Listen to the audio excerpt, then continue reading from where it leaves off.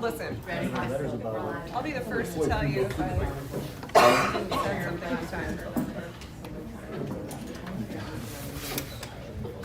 You have my comment? He didn't join yet, but I'll just pull this up. And, this gets shared with us. So Mother-in-law was up for Christmas.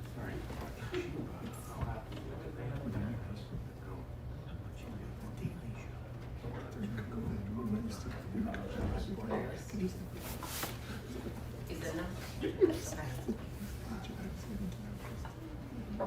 Okay, we're gonna call this special meeting of the Finance Committee Budget Workshop to order. It's February 10th, 6:30 p.m. We do have a quorum. Mr. Henrik is remote as he is not feeling well. And Mr. Brandon is not present this evening due to a conflict. So we are going to start off by reviewing any questions off the bat. Do we have any questions before we jump into the last couple of subjects? All right, then we will move on to our items for review this evening, which include the facilities and technology budgets and the remaining smaller object codes of 600 and 700. So I will hand it over to Ms. Mangini to kick us off. Okay, good evening, everyone. We're kind of condensing the format a bit this evening based on the discussion with the board and the finance committee members last week. Yeah, I kind of forgot it was Monday already. Nevertheless, we will be reviewing the last two large departments that the board normally does actually dive into, and that includes the facilities budget and utilities. Facility budget is on pages 142 to 144 in your books. We will just show you those actual reports up on the screen so the audience and the public can see them as well. Then utilities will be reflected on page 69. And then we'll move on to technology, which is on page 148. And then lastly, we'll look at object code 600 and 700s. And I'm really just at that point planning to open it up for any questions and any other areas at that point that you may have questions on as well you can address. So we're going to start with facilities this evening. As I said, it's the next few slides. And as you'll see overall, there is an increase of 4.79% in the facilities budget. And I am going to ask you to kind of review some of this as you have over the last couple of weeks of having the budget book. And of course, our facilities director, Richard Giro, is here to answer any questions that you may have. So I'm going to pause it here and we'll open it up to questions. Are there any questions about the facilities and utilities? Mrs. Garvin? The service contracts, I'm sorry, there's a cleaning contract. the cleaning contract, thank you. Are we increasing what we're? So, the cleaning contract, when we took that out, started at first year at one cost, second year goes up a little bit, and third year goes up. That's where we are a little bit. If you notice the increase, that's what that is. Now, is that with, I know like at flood, is that? That's where it is. Okay. Yeah, So that's that's the the only nightly, place. overnight flood. Absolutely. That's the only facilities school and we the pool have. and everything else going Sure. on too. Yes. Okay, I just wanted to. I'll just note that the way it was written, Rich is absolutely correct, but the way the RFP was written is every time the minimum wage goes up, the contract is allowed to go up as well. Yep, just wanted to clarify.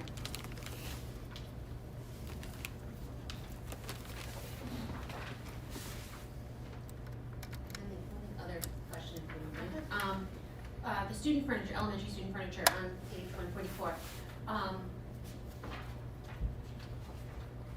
Where is that, and is that not, and you can correct me if I'm wrong, like something that we would see like a capital improvement?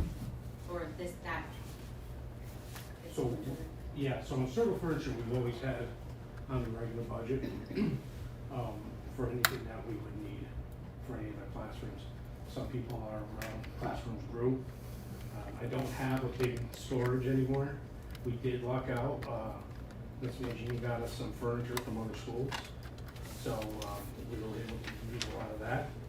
A lot of times you'll find that where other districts are cleaning house, and that's gold to us. So, but otherwise, we have our reserves here to purchase anything that we need.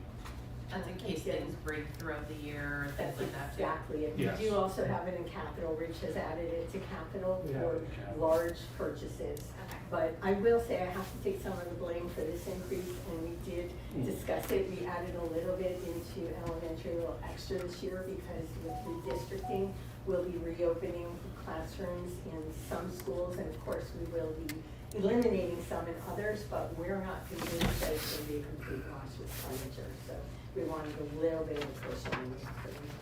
No, understandable, I point of my question was more of like the operating budget versus, the capital improvement budget. Sure. I'm just going to switch it over to utilities. Any questions on, utilities?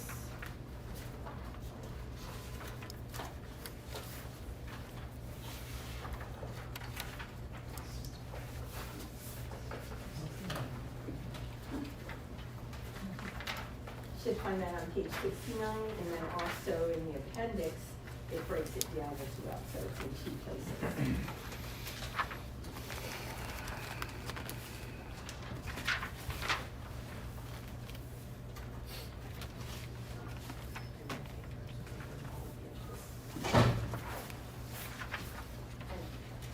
Ms. Carpenter? Again, Ms. Mangini, a 16.60% increase with electricity, and I mean, I know we all talk about it, whether it's our own homes or buildings, right? The prices of electricity have skyrocketed, right? So only a 16% is great, I would assume.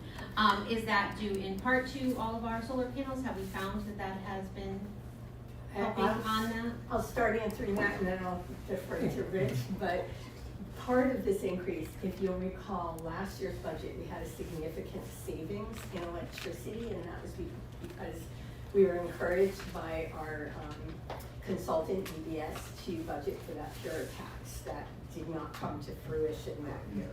So we budgeted that year, and it's in this year's. Fortunately, it's in this year, not in this year's, I'm sorry, it was in last year's, and we took it out as a savings for fiscal year 25. Which means we are showing a deficit this year. But we do anticipate savings in our natural gas heat. So that is the reason you see it reflected as a significant increase in electricity, primarily because of that tax. And I do believe, Rich can correct me if I'm wrong, but I do believe we are seeing some savings from solar that is probably keeping that down a little bit more. And we are. Again, the transmission charge like we get, for your own, has increased 50%. We went from 7.2 cents kilowatt hour to 10.2. So there's another 40% increase in what we're paying for electric. Also, too, there's monies in there that are dealing with Millstone and how we get the electric from them. They're kind of going back and forth right now to keep Millstone open for another 10 years, or if they don't, then they're going to close. So we're kind of stuck between a rock and a hard place with all these increases.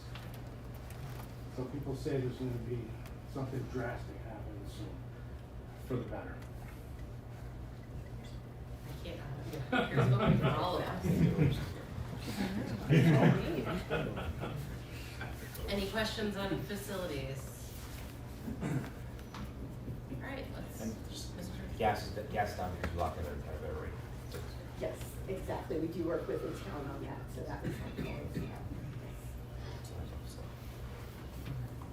Okay, technology budget. Yeah, and you can see that an overall reduction there, but I will certainly defer to him for any questions you have on the budget. I lost my page. I'm sorry, it's 148. I had them all.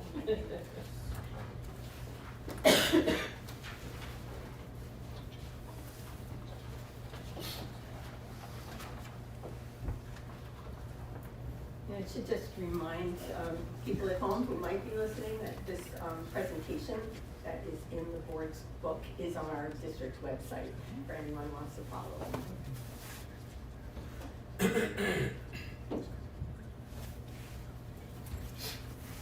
So it's pretty much maintenance budget for technology this year, we're looking at pretty.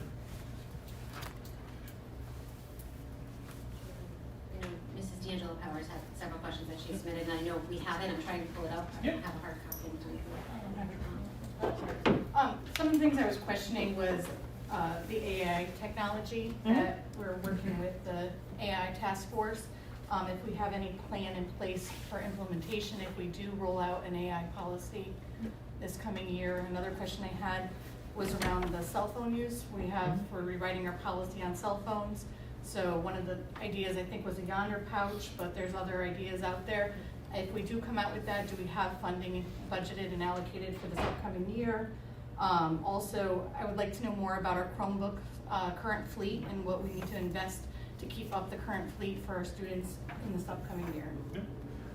With the AI task force, I don't believe we're gonna be rolling out an actual platform this year.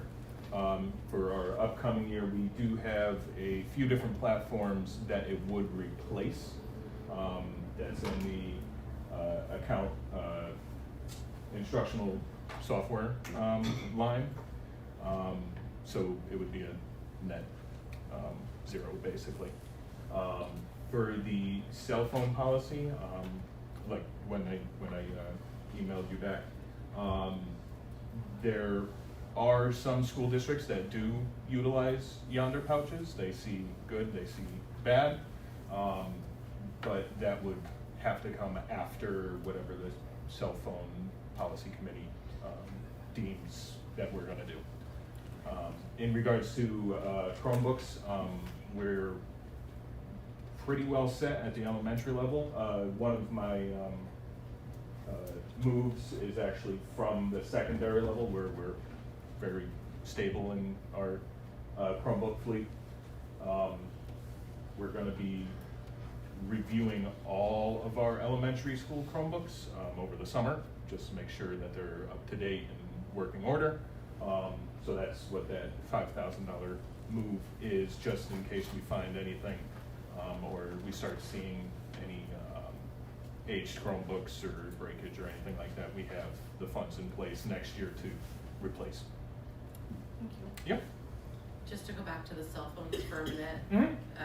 just wanted to, I saw you were like, so I'm gonna turn it over to Dr. Piazza for a second. I was just gonna mention that the pouches have been discussed, and although we haven't made any final decisions yet, they continue to, move further down the list in terms of possibilities, both because of potential costs and difficulty in implementation. So yes, it's still being discussed, but that's sort of low on our list of possible moves as of now. The kids have already found the way they work around it. Yeah, those have all been discussed, the way, kids can get around them, they can cut them, and what if they forget them, then what do we do? There's a lot of implementation issues. Liability, our Yeah. liability, the teacher's liability. Correct. We don't want to be responsible for that, yeah. Mr. Cormier, do you have another question? I thought I saw your hand up. No, I was going to ask, it was similar question to what Mr. Angelo Powers asked us.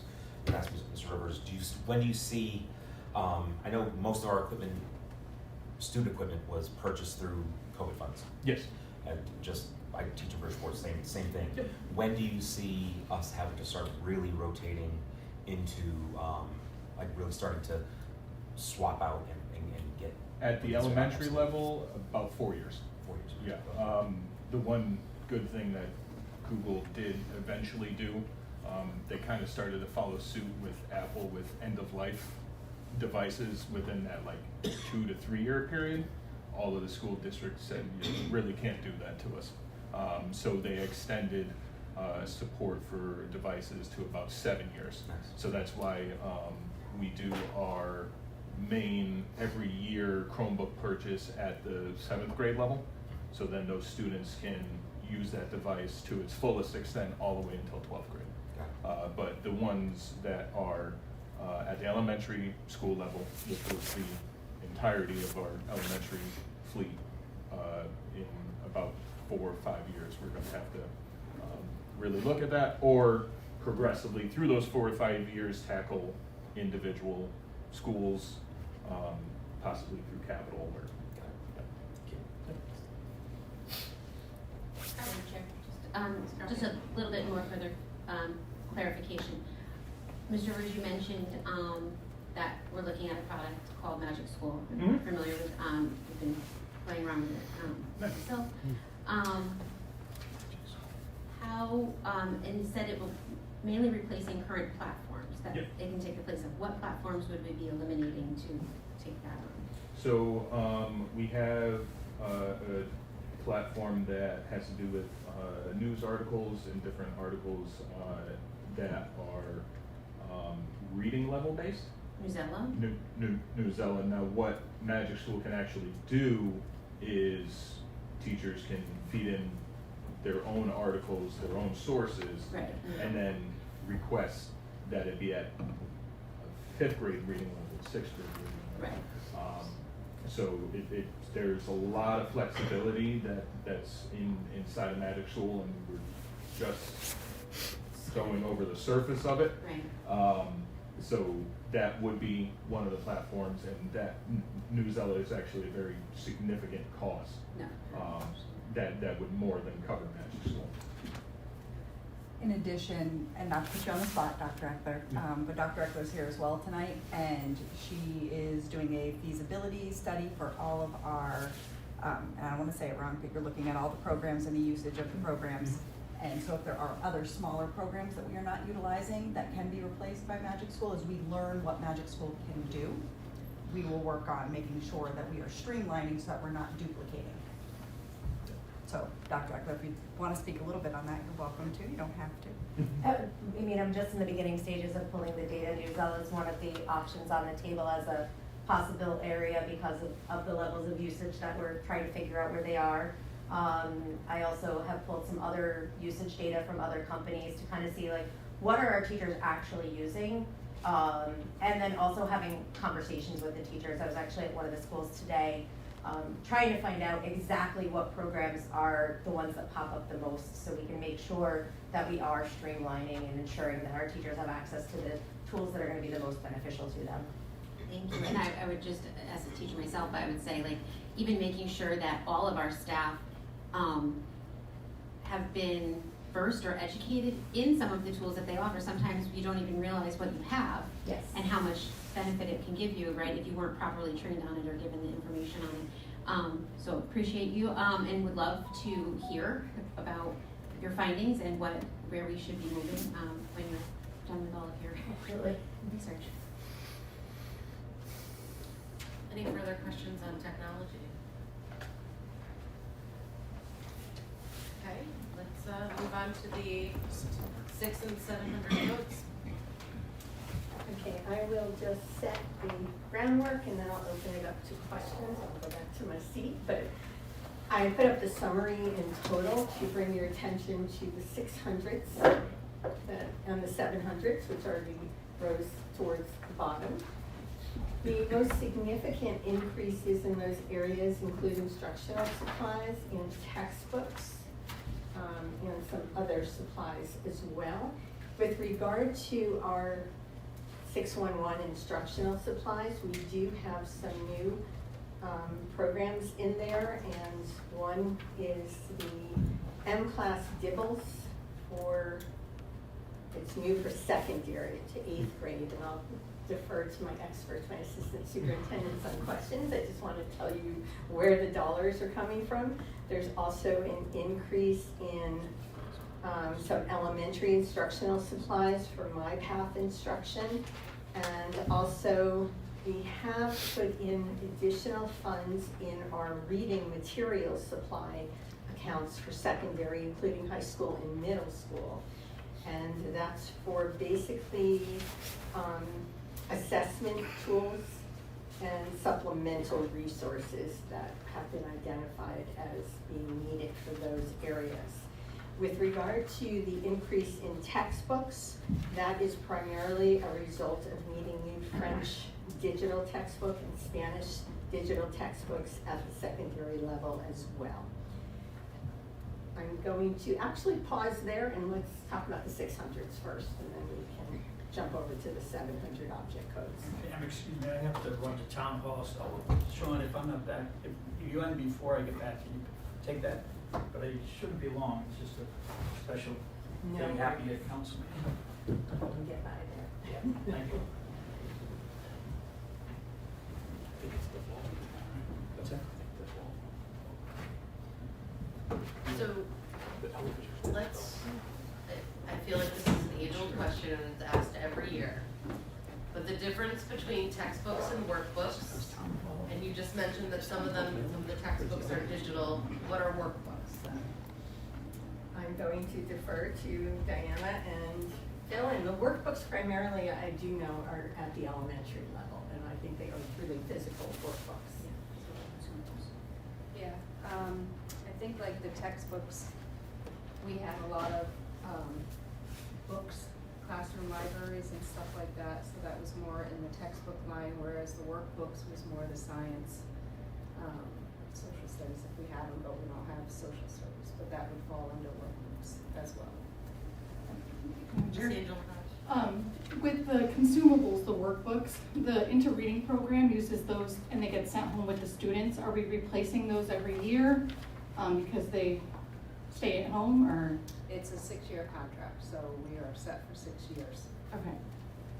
Into reading, that's different than those though. That's not in there. Yeah, that's not in that. Okay. That's in our 6-year contract with Entry. So in 6 years, we'll have to put that in the budget. Okay. It'll go in that library. Madam Chair. Yes. Dr. Dior, if you, I'm going to address it to you just because I know it's more of a elementary, somewhat moving to middle school kind of. Mrs. Mangini mentioned Dibble, and Dibble, are we moving to the electronic format for the Dibbles through? We've been. Are we moving it Classes all Amplified. electronic, yeah. on to like the upper grade levels? Is that? Mhm. Okay. And then the other was? It was reading materials for secondary. For the world language thing. Is that due to, I know we've added, in the world language area, we added curriculum because of our students who had gone through our dual language program from kindergarten. They are now in middle school. And so we had to add additional world language courses because you couldn't put a child who's been immersed in dual language since kindergarten in a Spanish 1. So I know we've had to grow that. Is that part of that? It's my understanding it's the curriculum for Spanish 1, Spanish 2, French 1, and French 2 were rewritten last year. That also happened, yeah. And that those were all based on the purchase of these textbooks that I guess were never budgeted for last year. So therefore we are budgeting for them this year so they can implement the curriculum that's been approved by the board. Excellent. Thank you. Any other questions? Ms. Fairview? No, I'm gonna. No? Okay. Mr. Henry? Mr. Henrik, you good over there?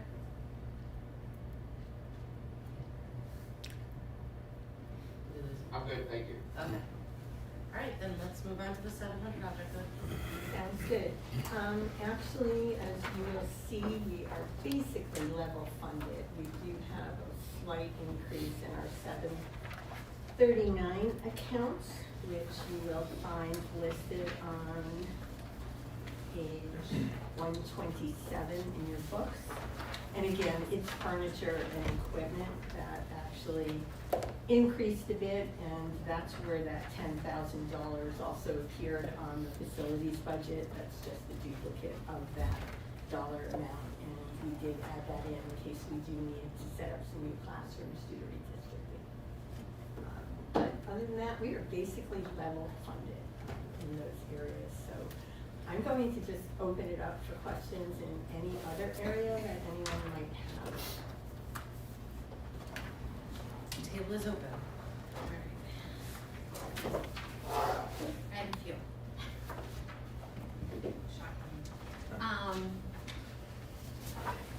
one of my concerns, right, we keep talking about level funding. And we talk about grants, find a grant for that. We currently have 108, I might off by a little, but going through, we have about 185 positions and 15 stipends funded by grants. All of our different grants, totaling about 8.8 million. What is the plan if these grants are reduced or eliminated?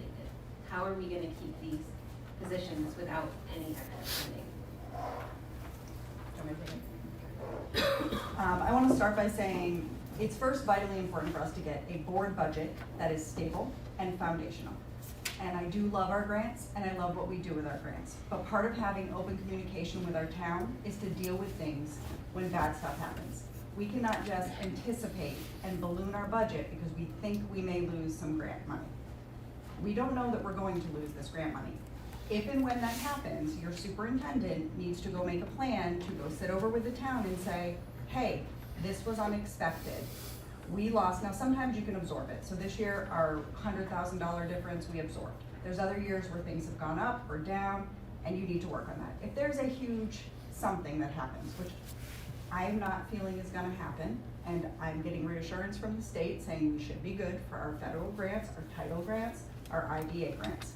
If something huge happened that, again, we don't know, your superintendent needs to go sit down with the town. And that's why having open communication is vitally important. The council and the mayor, you have a conversation, this is unanticipated. This money is supposed to be supplemental, so remember that. We were supposed to be on top of our budget, not in our budget. And you need to sit down and say, can you support us? How can we do this? We may have to go to the town council and pitch it, but you have to work with your town when these things happen. And you know, I don't wanna be wrong and hope nothing does happen, but I'm also not going to balloon or promote us increasing a budget right now for something that we don't know is gonna happen. And if and when it does happen, we go over and we sit down with the town and we have those conversations. And that's why school systems can't be political. We're here for the kids. So if something like that happens, you go and you explain it, and you work with your town, and you see what they can do to support you in that area. And with good relationships, those things should be stable. Yep, absolutely. So, yeah, I always get concerned about the staff we have in our grants. But those are conversations that we're going to have, and once we get a foundational budget, in future years, I do strongly suggest we start to remove staff from certain grants and put them back into the budget. But first, we have to have a stable budget where we have no cuts. You cannot talk about moving things back right now until we finally get a foundational year. And that's what we're asking you guys for, a foundational year so that we can start to move forward and grow and start making those decisions one thing at a time. So that's my personal feeling on that. And I do, along with many other superintendents, feel confident that our federal grants for IDA and title will still be in place. Well, what prompted that is the article that was in the Connecticut Post over the weekend talking about how districts have lost and are going to be losing vital federal funding this year in Title I. Some districts, and I was hoping he would be here tonight, Mr. Brannion was even quoted in there about how his approach was to now they took a much larger hit than we're going to be taking. However, they also have much more resources than we have. But what they did to be active, because they are such vital services that impact some of our most neediest children, is that they worked in their almost $500,000 loss in Title I funding into their operational budget this year. So that was kind of where I wanted to go with this, and wondering, right, that was something he had suggested to his position as the Mrs. Mangini of Greenwich, to put that into their operational budget. They were talking over $500,000. We're talking about $100,390. Adding that into our operational budget to just help cover the impact of that deficit from Title I funding could help us maintain services that we have for our neediest population. And Ms. Mangini, correct me if I'm wrong, but we did absorb the $100,000 this year? We were able to this year through a variety of means, one being some transition of individuals in those positions. So while we had someone at a higher salary, they started off at a lower salary, so we had some savings there. And sometimes our vacancy levels work for us instead of against us. So we were able to absorb it this year. And to Ms. Carol Fabian's point, we really don't know what next year will bring. So it is kind of both Ms. Borges' point as well, it is kind of difficult to anticipate and have a real number to budget for that scenario. And we wouldn't know that until November, December of next year, which is also problematic. We oftentimes have carryover with title funds, which do help us sustain salaries going into the new year, and we did this year as well. I just wanna make sure that we're protecting key programs. I, appreciate that we're not cutting any programs or staff or anything like that, but I wanna make sure our children have what they need. And knowing that there is a possibility of some loss in some places, if we can, recoup that in some way, to make sure and not stretch our resources even thinner, that would be wonderful. I do think the proposed budget has the ability to deal with different fluctuations. We're careful when we do that. So I feel confident that, if we do lose $100,000 or $50,000, we will be able to figure it out within our budget. But I'm also very hopeful that through the formulas and through, what they do produce, that we are not doing that. I don't know how many years it's been since we lost money in Title I. It's true, we don't on a regular basis. That was very unusual. We caught a lot of districts off guard. A lot of districts off guard. And it was primarily a result of the calculation more than anything else. Right. At that point, the federal government was still maintaining its dollar amounts, but it's heavily weighting on free reduced numbers within a district as well, along with other factors. So I know that is what happened with Greenwich, as Ms. Carol Fabian pointed out, and I believe that was partially the issue with us as well. Madam Chair. Yes, Mr. Henry? So perhaps, and I don't know if this is even doable, but for those in town who think we should have a slush fund to carry over vast contingencies, perhaps we could create an account where they could donate extra funds beyond their typical taxes to help fund our slush fund, to make some of their wishes and predictions of tiredness be paid for. Okay, Mr. Henry, we're gonna. I think we just need appreciate to your keep comment. open communication and work together. We need to work Right. together, we need to keep open communication. As things come in and we find them out, if we get knowledge of any reductions in IDA or Title I or frankly any of our grants, we will communicate as quickly as possible. At this point in time, we need to work like we are going to continue to get this funding. Do you have any further questions? No? Mr. Pia, any questions? No questions. Anybody else? It's not so much questions, it's just more of, concern.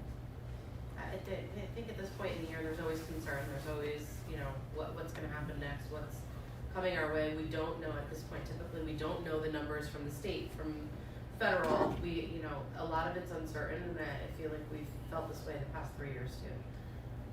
No, I've never felt it as much as this. There's a lot of other factors going on, and, and not for anything, but, when this is realized, or when, if any of this, which I hope to God does not come to fruition, comes to fruition, 4 of us will not be sitting in these chairs, and a new superintendent will be sitting in the chair. So to leave a new board and a new superintendent with something that might be having them building relationships while trying to keep the boat afloat is just concerning. I think it's a good thing to build a relationship over. It's good conversations to start having. And unless something crazy happens, I'm still gonna be in some seat here, and I do fully intend on guiding and supporting our new superintendent. and making sure we work through those. You know, I think in the past couple of years, since we've been sitting on the board, we've been looking at cuts from day one. You know, before we even got the budget books, we knew there were cuts coming down our line. At least at this point, we're looking at something that's stable funded, and, you know, our staff isn't, you know, gonna go off the deep end because they think a position could be cut, or they could be moved, or that, you know, there's going to be rejections of teaching staff, or, you know, any of those. You know, we've looked at cutting nurses, we've looked at cutting programs, and, you know, at least none of that is facing us at the moment this year. And that those title grants and, you know, the federal funding and the state funding, we don't know those numbers, and we can't plan 100% for those numbers. Yes, we can do the calculations, yes, we can, you know, plan a basic number, but we don't know if it's, we just don't know. It's all unknown, and it's been unknown to us the past several years in this manner. Madam Chair? Yes, Mr. Hunter? It would also seem that based on the questions we've been hearing about potential issues, the administration already has a plan in place to address the vast majority of those, whether it's the AI, whether it's the Title I, potential losses, the grants. There's been some thought that's already gone into that, and there's a plan already in place to deal with a lot of that. So to say that the administration is going to get caught off guard is highly unlikely, because I think based on what Ms. Borges and her team have done, they've anticipated a large array of potential issues. Not that they can read a crystal ball and diagnose all of them, but they've been on top of everything. Every question they've answered sufficiently and adequately, in my opinion. I just want to jump in and address that everyone's concerns are valid. Your concerns are valid, Ms. Carol Fabian. All of our concerns here are valid, but we put a budget forward to plan for our foundational, board, and town-approved budget. We do work really hard to make sure that we are always ready for whatever comes down. What we can guarantee you is open communication. What we can guarantee you is that any large-scale loss of grant funding will require communication and collaboration with the town, which is what we are establishing right now. We are establishing that communication so that those conversations, when and if necessary, can be had. We can't lead a district if I have to sit here and work with Ms. Mangini and we wake up every day in fear of what we're gonna lose.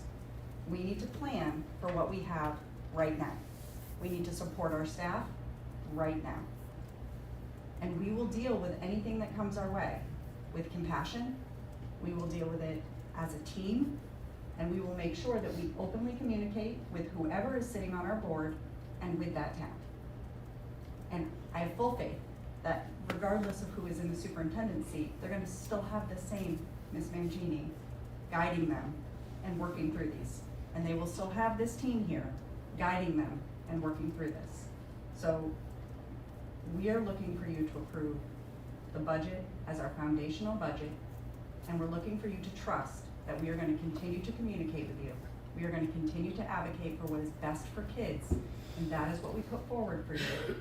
And we are gonna continue to work with both the state and the town to ensure that vital funding that comes through grants continues to come our way. And that is the best we can do for you. And we really do believe we are doing what is right for kids.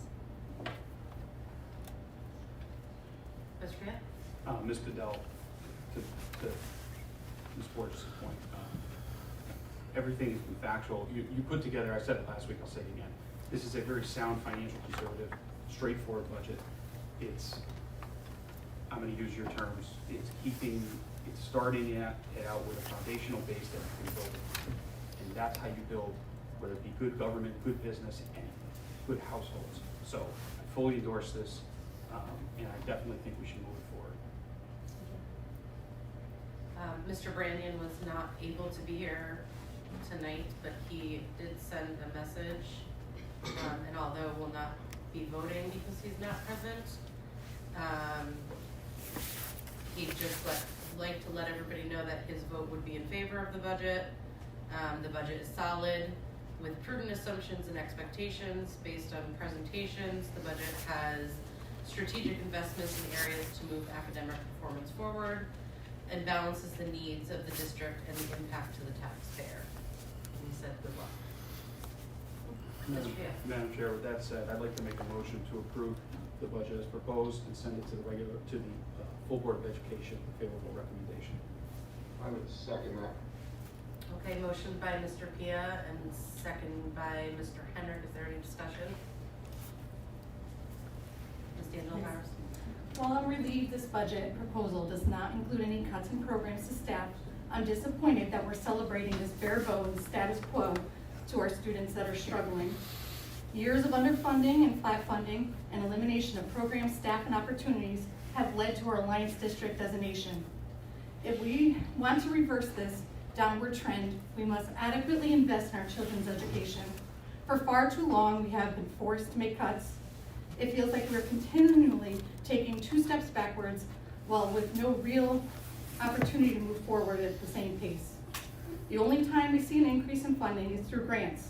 But we've seen with the 21st Century Grant this year, those funds are never guaranteed. Under this new administration, federal grants have become even more uncertain. As the Board of Education, our students' education must be in the forefront of our decision making. As reflected in our test scores and our Alliance designation status, it is our students that are paying the price for our continued underinvestment. We owe it to our students to do better. I appreciate your comments, Ms. D'Angelo Powers, but I think our administration has presented an adequate love of children, and not just adequate, but have demonstrated an unimaginable love for children, and what they want to put forward is creating stability. And I think that is important as a starting point, and then we build from there. We are at the lowest of low right now in Alliance, and we've been there for 3 years now, and we haven't moved anywhere. So let's try it a different way. Let's stable fund everything and build from there. Building blocks. And Madam Chair, to your point, we have been at this way for 3 years, and we continue to make cuts. This is the first year that cuts aren't proposed, but why can't we add back some of the programs that we have already cut? Like our librarians, or any of the other programs that we've lost over the past 10 years. Take that. I would love to add everything back, right? We'd love to just add, but that's not a way to create a stable, reoccurring budget. And although we did not add positions, we negotiated 3 contracts this year with good support for those contractual employees. This was a big increase because of that.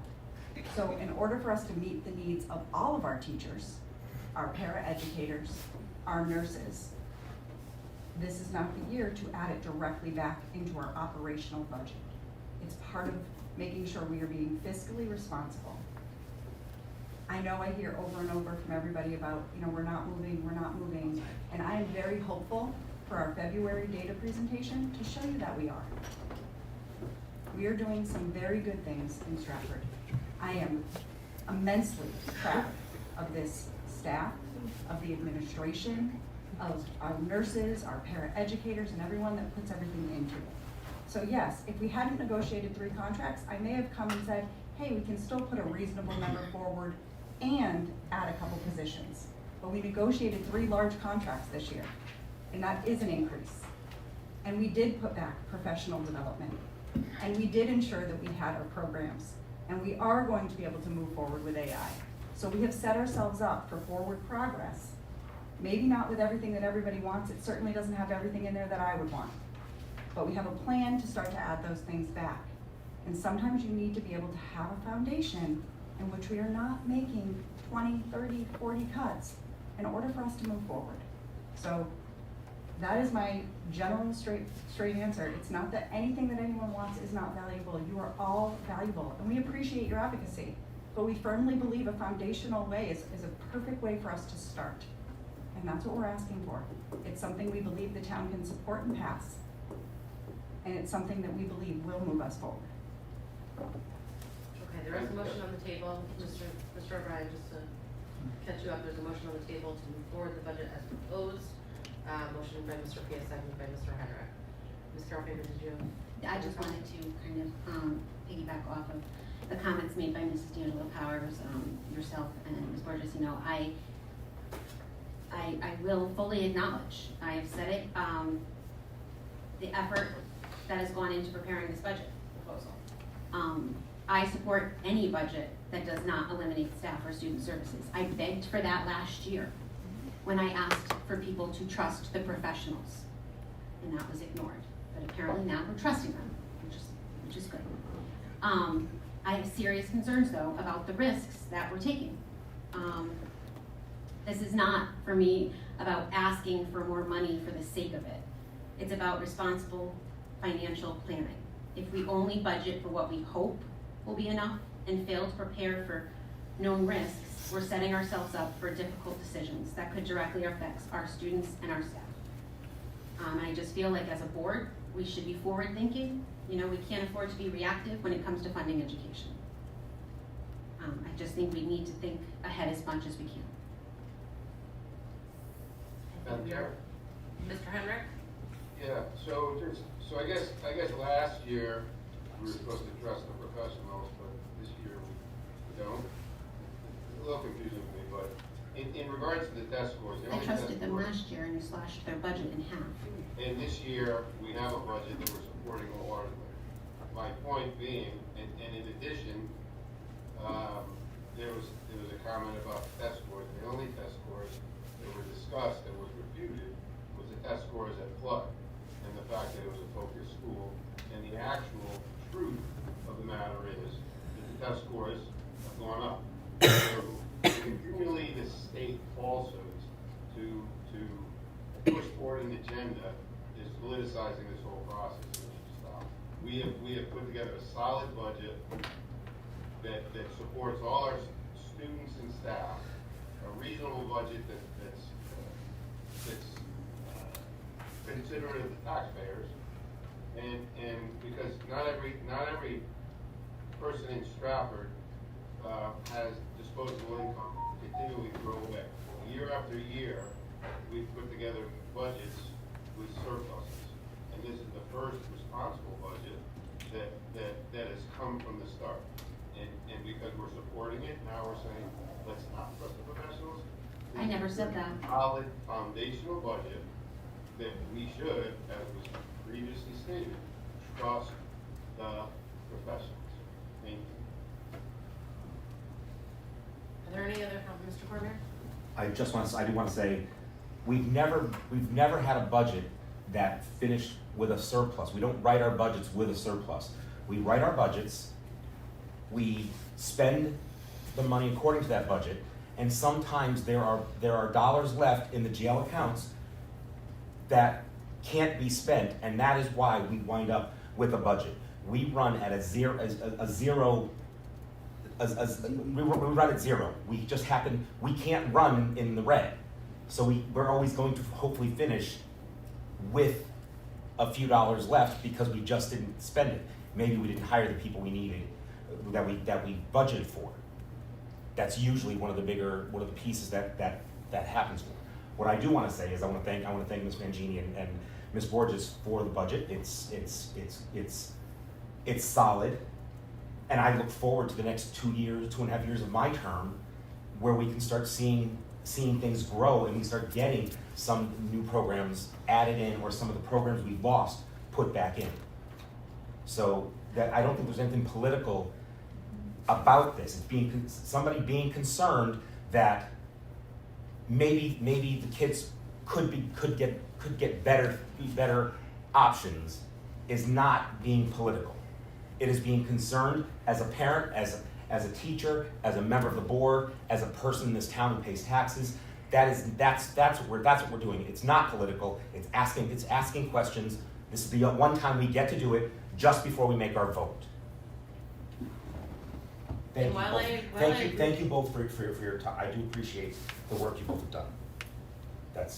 While I appreciate your comments, I think that everybody's concerns are valid. Nobody's saying they're not. I think everybody has been heard, and I think that's what Ms. Mangini and Ms. Borges have put forward is like you said, it's a starting point.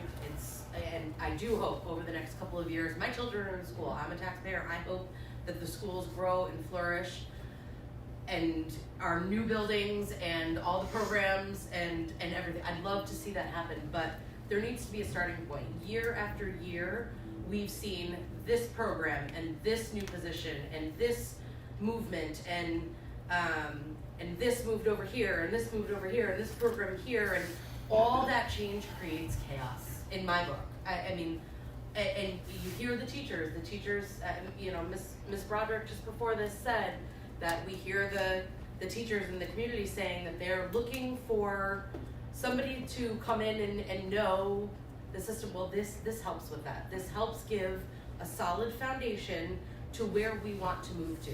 We need to get out of Alliance. We need to add these programs back in. We need to grow CT. All of us are on the same page. I don't think we're against each other on this. I don't think it is political. I think the way we get there is different in my mind than it is in your mind, than it is in Ms. D'Angelo Powers or Ms. Carol Fabian or Mr. Kennedy. We all have different opinions on how to get there. I think that, you know, the people that are watching in the town and on social media and all of that are, you know, conspiring, you know, different things that are going on behind the scenes, or that we're, you know, us or Republicans or Democrats or who cares? We're all working for kids. We're all hoping that the kids get better. Get better meaning not get better themselves, although a lot of them are sick right now, so I hope they get better. But, you know, get better things. And to do that, we need to start somewhere and let our staff know and the students know that there is stability this year. That we are going to go into, even though there is chaos coming from all the other angles, at least our operating budget holds what our operating budget says it's gonna hold. And I think that's a positive thing. So with that being said, there is a vote on the table. I'm going to call a roll call vote. Oh, Mr. O'Brien, I'm sorry. Mr. O'Brien is. I also want to thank Heather and Pam for all the work you and your team put into this, and Heather for meeting with the administration in advance before we throw it in their face. And everybody up here, thank you for the time and effort everybody puts in. And special thanks to Chris Pia, who's in the financial world, who brings some great advice here, and Ben Brandon, who sat here many years ago, and now has that position in Greenwich, so it's great to have them on this committee. So thank you, everyone. I'm sorry, I almost put your words. Okay, let's take a roll call vote. Mr. Pia? Yes. Ms. Carol Fabian? Even though I have concerns, I again, as I did last year, trust the professionals. So, yes. Mr. O'Brien? Yes. Anything further? Mr. Kennedy? Yes. Mr. Cormier? Thank you both, yes. Ms. D'Angelo Powers? Yes. Mr. Henrik?